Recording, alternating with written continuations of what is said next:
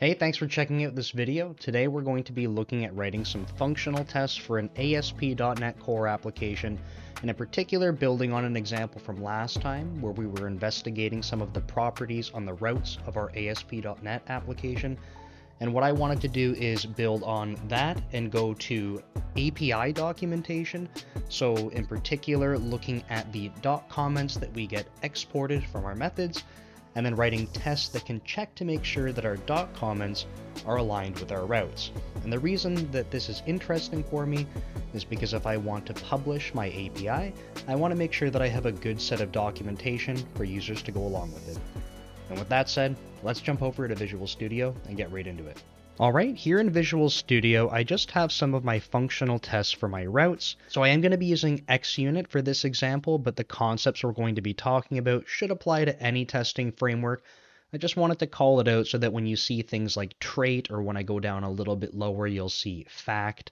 These are just xUnit concepts for setting up our tests, but they're not really necessary for you to understand as we walk through this. In my previous video, I was demonstrating that I have all of this builder pattern to be able to set up an API instance and then have a client connect to that instance of the server so that I can go run some tests against it. For this discussion, we don't actually need a client to be able to make calls to the web server. But when we do start up the web server, we do want to be able to hook into it. And I talked about this in the last set of videos, and that's because we need to be able to query from the application what our available routes are. I'm just going to jump into this class right here, ensure HTTP method attributes, because in my previous videos, I was showing that these classes that are registered like this are going to get called on startup for my application. So if I press F12 and jump over to that right now, we can go see that this is going to be the code that's going to be run on startup. So in particular, as I demonstrated in the previous videos, we're just going to be calling this web application services property to be able to get these endpoint data source services. I'm going to get the entire collection of all of the endpoints. So we're doing a select many to get all of the endpoints. So this just creates a list of all of the registered routes for our application. And I am going to be skipping over the signal R stuff because I am just interested in HTTP methods right now, in particular just get and post.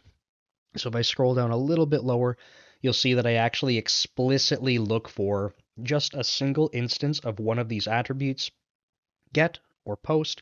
I don't have put, delete, or other things on my methods right now, so if I did want to extend this test to be able to support that kind of thing, I'd just be able to add this. Next, we're going to be grabbing the actual method right off of this method info, which is going to be an attribute on our route. So just leveraging some reflection, we're able to get that method info, and that method info is going to be quite literally the method that's called when our route is hit.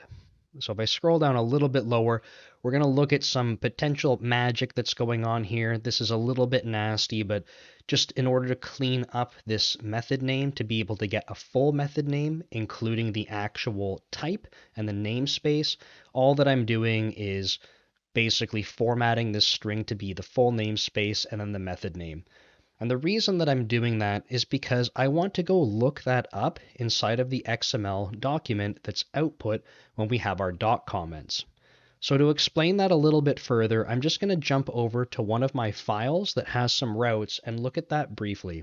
This file is an example of my food routes for my application that I'm currently working on, and you can see that it has this documentation comment style triple comment that's actually a common thing that you'll see inside of a lot of applications.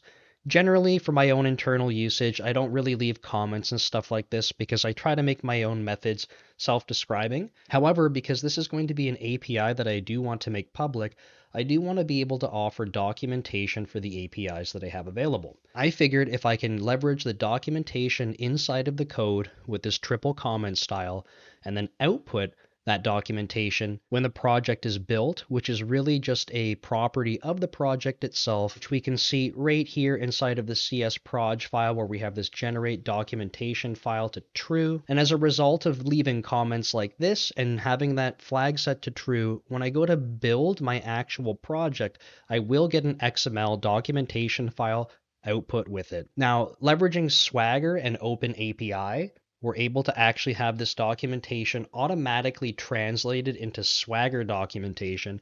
And this way, when I combine what I have in the code, I automatically just get Swagger Open API documentation created for me. Now, this brings us back to our test here, and because I was explaining that I wanted to format the full method name, the next part of our test that we want to be able to do is actually open up the XML document. So we're going to format the path to actually get where this XML documentation is going to exist.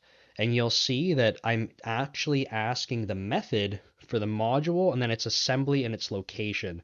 So what's really neat about this is that if I call this code right here, this get file name without extension is going to give me the name of the DLL without .dll on it, and then I can replace that with .xml instead. And because I know that's going to be in my output directory when I build, this entire thing is going to give me the path to my XML documentation. And like I said, that XML documentation is going to translate right into our Open API documentation. So at this point, I have a reference to our XML documentation, and I also know what route that I'm looking at.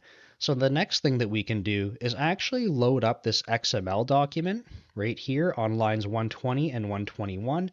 And then I'm going to use something called XPath, and there's lots of resources online that explain what XPath is, but essentially it's a style of lookup that allows you to go look up structured node information inside of things like XML, and there's something similar for JSON as well.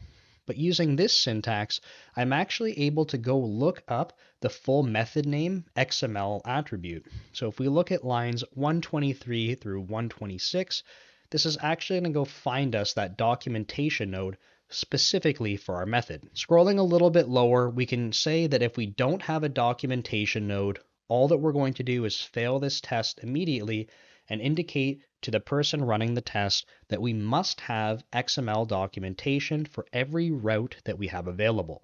Now, building on this, if I wanted to go extend this concept to not just pass or fail depending on whether or not documentation is present, I could actually start looking inside of the documentation and trying to assert that if I have things like authentication, or I have things like that I need to post particular types of JSON, that I can actually look at the route information and compare it with the documentation to make sure that something is included there. Now, because my project is still in the early phases, I don't actually have a standard that I want to adhere to. However, if I jump back over to the routes and we have a quick look at some of the other attributes that are on here, for example, I might want to be able to say that if I have this produces response type status code and say that I have this list of 200, 400, and then some of the other ones up to 415 here, perhaps I want to ensure that I have these responses also included in the XML documentation. Currently, I don't have that, but that's a simple example of something that I might want to do so that I can actually ensure that there's no extra response XML documentation nodes, and inversely, that I don't have missing ones for the ones that are listed here on these attributes.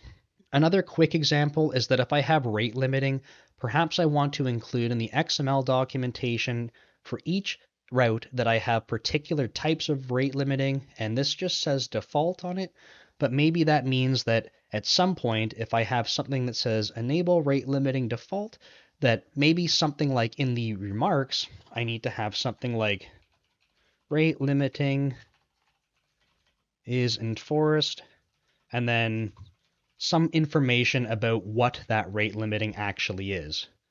And if I go back to our tests, that means that if I was able to look up one of the attributes on that route, so scrolling back up here, if I was able to actually ask out of this list of attributes for something about the rate limiting, I could go check to make sure that this XML documentation node that we have right here on line 123 actually has some standardized text about the rate limiting.